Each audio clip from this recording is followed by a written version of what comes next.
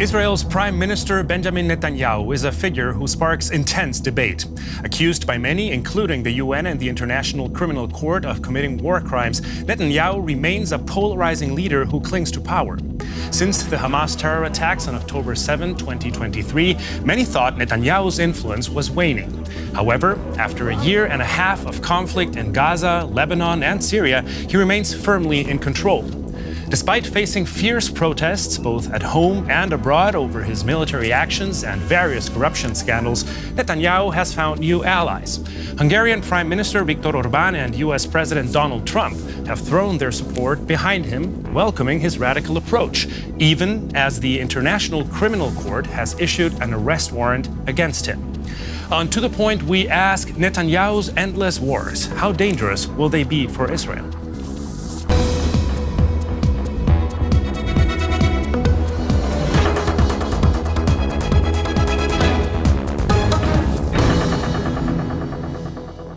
Welcome to this week's To The Point. I'm Javier Arguedas. It's good to have you with us. Let's meet today's guests. Markus Bickel is a journalist and political analyst, former Middle East correspondent, and currently leads Table Media's security team. Riyad Othman is a Middle East consultant for Medico International, a German aid and human rights organization. He was the head of the Medico Office for Israel and the Palestinian territories. And Shani Rosanes is DW's Middle East analyst here in Berlin. To all of you, welcome. Thank you for being with us today. Shani, I'd like to start with you. At the moment, Israel is battling in at least 7 fronts, from Gaza to Iran, Yemen, Syria, Lebanon, just to name a few. Is war a signature policy of Benjamin Netanyahu? Well, it seems to be. Funnily enough, up until October 7th, he was known in Israel as the more war-shy or, leader that Israel has had. It was always pointed out how he was very careful with ever, being, bluntly so aggressive. But it seems like, well, first of all, October 7th changed everything, and it was clear Israel had to respond. But I don't think anybody imagined that Israel would choose to open so many fronts. And there are many doubts in Israel, and many questions in Israel on whether he's doing it purely for military and security needs, or is there other ulterior motives connected to his political, survival and his ability to maintain, his popularity. Because a country in crisis, a country in war, is also a country that is somewhat easier to manage. And we see that it's been working for Netanyahu. At the beginning, soon after October 7th, it seemed like his days are numbered. And now it seems like he's not going anywhere before the election is not going to take place before October 2026. And all these armed conflicts do have very deep impacts for the population and also for the military. Markus, you just returned from Syria, one of the fronts we mentioned. There's already talk that Israel's army, despite all its power, cannot sustain these conflicts on the long haul for a sustained period of time. Is Netanyahu ultimately making the Israel Defense Forces more vulnerable? Of course, it extends the vulnerability if you fight on so many fronts as you just mentioned. But up to now, the supply of weaponry from the United States, also from Germany, is continuing. So there are no real signs that he's not able to continue on a military level because the supplies are there.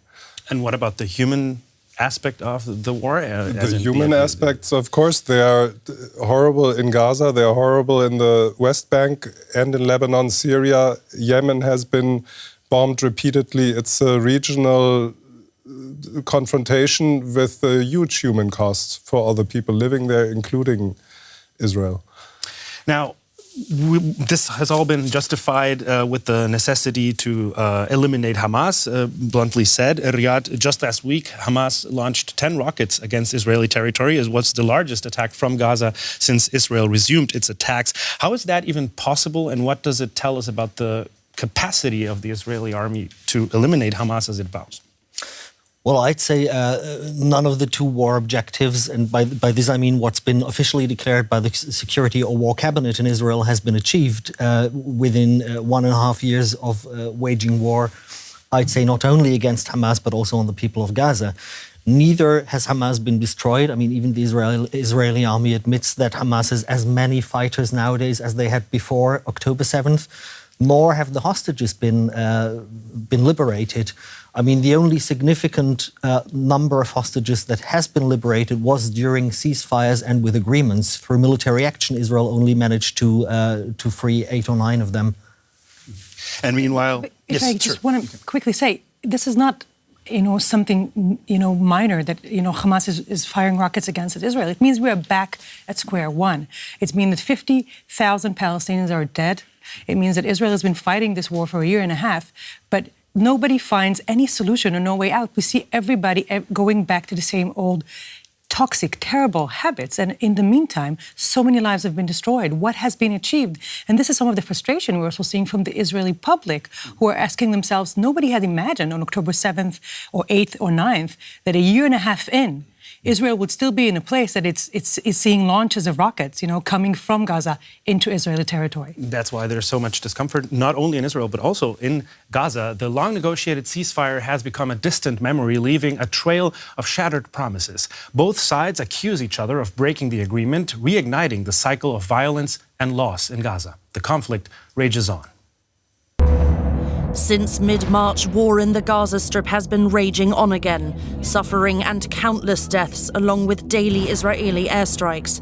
No humanitarian zones, no safe places, no aid coming in. Since the start of the war, more than 51,000 people are believed to have died here. This is a war of extermination, and the entire world is supplying the Israeli occupation with the most powerful weapons to carry it out. The world is either conspiring, complicit, or colluding with the occupiers. In this war, nothing seems impossible. Recently, according to the UN, 15 Palestinian paramedics were allegedly shot by Israeli soldiers and then buried along with their vehicles. Only after this video evidence emerged did the Israeli military announce that it would investigate the case further. But Israeli soldiers are not only fighting in the Gaza Strip. In the Westbank, they are also operating against militants, with civilians caught in the crossfire. Additionally, there have been commando operations in Lebanon and Syria. Israel recently reported that since the beginning of the military operation in Gaza, nearly 17,000 soldiers have been injured, with around 1,000 deaths. How long can Israel endure these wars? Now, Markus, Benjamin Netanyahu calls the strategy negotiations under fire. That means using maximum military pressure against Hamas to release the hostages. From what we've seen so far, will that strategy work? Does it make sense? It seems not to work. There's still 59 hostages in Gaza in the hands of Hamas, and we've had 18 months of war, which has been restarted, and no, there was no success by this military offensive, and I don't think this is the way to go forward. I think he needs to change course, and as Riyadh said, you need negotiations to have successes to free the hostages, but also for the humanitarian aid to finally come in. Now, Shani, you talked earlier on about the fact that we're back in square one. However, things have changed drastically in Gaza. We know that at least 50% of the territory is already in Israel's control. Now the IDF is apparently effectively going to split Gaza into two. To what extent does that argument still sustains itself, that this is in the self-defense of Israel and the Israeli people? Well, as long as Hamas is still in Gaza, it seems like Israel can get away with anything it wants to do in Gaza. I think even, the strongest supporters of the Palestinians in the international arena agree that Hamas should not be there at the end of the day. And so Israel sees this not just as strategic military needs, but also as punitive measures in order to punish Hamas. Basically, we've heard the Israeli defense minister saying very clearly to Hamas, as long as you don't make any concessions with the release of hostages, we will keep encouraging more and more into Gaza territory and take more of that. So in the Israeli right, the right-wing politicians, that is, the perception is that the only thing that might deter Palestinians, or the only kind of punishment that can sear some new understanding into the Palestinians and into Hamas, is the losing of ground, losing of parts of Gaza, and this is what they're trying to implement. Of course, it also goes goes hand in hand with the idea of the very, very extreme, some of them sitting in the cabinet ministers of Netanyahu that want to resettle Jews in Gaza and take over Gaza. We've also seen, Trump's plan for the Gaza Riviera. There's not really much of respect to the idea of the connection to the land that Gazans have and the Palestinians have to Gaza. So this is all going hand in hand. And as long as there's nobody in the White House to stop Netanyahu, I don't see why he would voluntarily take any other course. So would you agree, Riyad, that that's the ultimate intention? Because Benjamin Netanyahu has disputed that that's the strategy that he's following. Well, I'd say, first of all, I'd agree, but I'd also say that the security argument is at least partially a fake argument, because if you look at the Westbank, the international community is still not putting a hold on displacement policies there, on basically the ethnic cleansing of parts of Area C, as in Masaf Riyata in the South Hebron Hills, which has been green-lighted by the Israeli High Court in May 22, if I'm not mistaken. And what we see there is driving by now up to 50,000 people out of the refugee camps on the West Bank. And this is not under the pretext of fighting Hamas. And if you look at Israeli casualties, which have actually gone up since the anti-terror, so-called anti-terror operation started, not in March, but actually, I'd say 1 to 2 years before, Israeli casualties have gone up. Mm-hmm. And the majority of these people were not murdered by Palestinian militant groups, but in lone wolf attacks. Yeah. So I'd say the only way to establish security is to end the occupation and to stop the settlement policy. And I don't see the international community putting its weight behind this foreign policy objective. Yeah, the notion of ethnic cleansing specifically is not defined in international law. So what kind of response would... Forcible transfer is. Yes, forcible transfer is. So you would expect the international community to go on this particular aspect? Of course. Yeah. What kind of actions would you expect at this point? We know that many governments have already declared the Israeli settlements illegal. Would you expect sanctions, for example? Well, this would be in the realm of international relations. This is a common mechanism if states violate international law. Just the European Union has sanctions in place against more than 30 states worldwide. We've seen what happened in 2014 after Russia annexed Crimea. There have been sanctions in place. In Israel, there's not a single sanction in place against this government. On the contrary, it's being supplied with arms and munitions to continue with its annexationist policies and with the way it's waging war in Gaza. That includes numerous crimes against humanity and war crimes. What does this do, Markus, with the perception of Israel, and what consequences does that ultimately have for the Israeli people if these actions are not met with resistance from the international community? Well, the one part of the answer is that internally, Israelis, most of them are seeing themselves as in an eternal battle against Hamas, Hezbollah, and other factors. But the feeling, I think, in Israel is that they are left alone by the world. But in fact, the international rules-based order would ask for sanctions, would ask for other mechanisms to stop violations of human rights and other things committed by the Israeli army.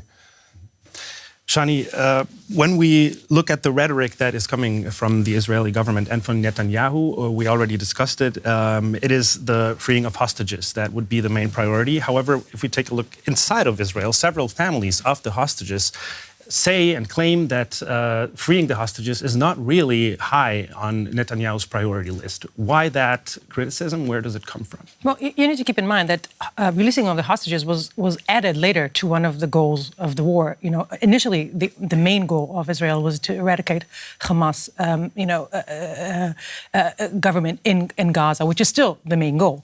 And then, because of public pressure, they were also talking about the release of the hostages. And the feeling is that burden, in quotes, to release them, it makes everything far more complicated. It would have been easier. We know, for example, that the military operation in the Gaza Strip had some constraint.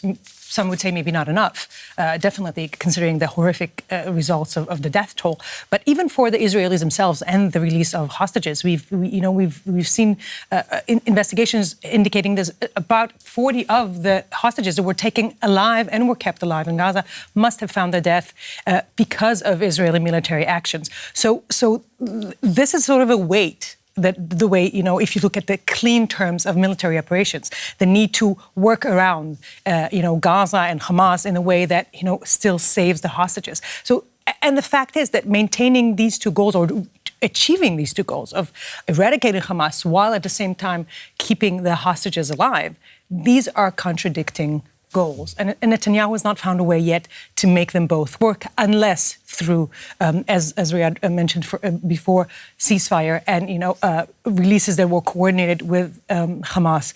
So this is the feeling that this is not top priority is also because Netanyahu and his cabinet, they're not very much attentive to the families. They don't spend too much time personally giving them attention. But also you see that the recent polls in the last week, since the war was resumed in the middle of March, many Israelis say we don't care about finishing the war in the sense of getting rid of Hamas. We care far more. We prioritize the lives of the hostages, and Netanyahu still goes on with the war. And this is the clash that we're seeing between him and the public, a growing clash. But still, there's not much other than more demonstrations that can be done for many of these hostages' families.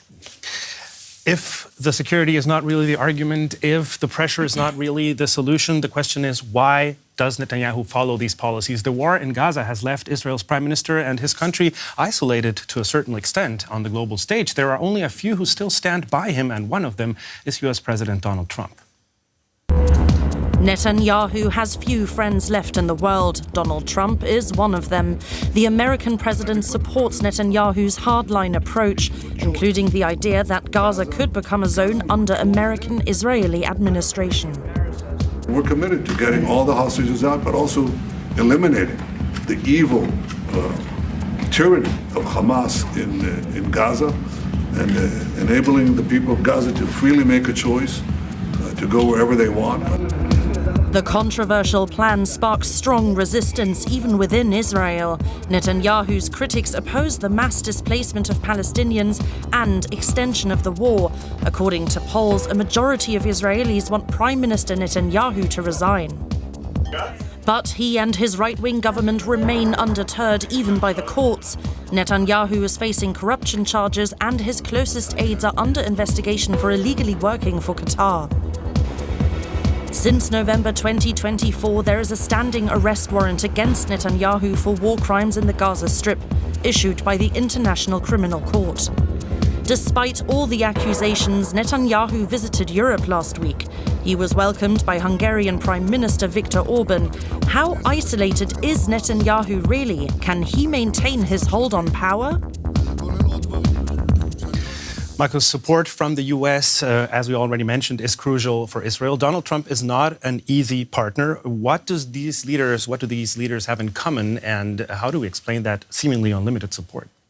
Netanyahu and Trump, what they have in common? Yes. Well, they clinch to power. They come back to power.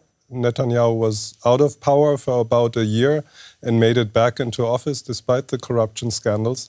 And he's using the war to stay in power. And even though he's losing support, especially in the global south, he still has the support of the United States and of the country we're sitting in, Germany, which includes political support, it includes arms exports.